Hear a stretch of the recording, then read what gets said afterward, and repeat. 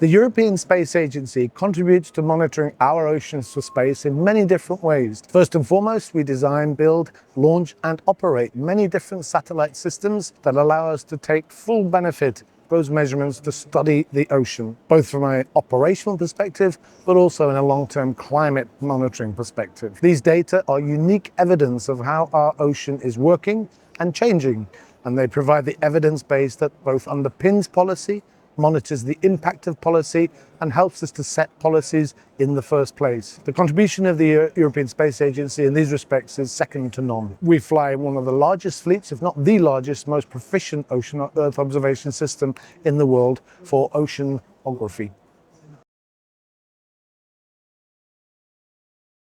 Satellite data provide a unique view of our oceans. The ocean is one ocean. Our satellite data provide us a vision of that one ocean every day. You could not achieve this if you were using just ships or autonomous vehicles alone. The semi-quasi-synoptic views of the ocean using different frequencies in the electromagnetic spectrum, so the visible, the radar, the passive microwave, they give us different views of the same ocean. And that is a very powerful way to monitor the ocean because we see different things in different parts of the spectrum. Bringing those data sets together allows us to study the surface ocean in unprecedented detail, both in an operational context, but also for science and science sake.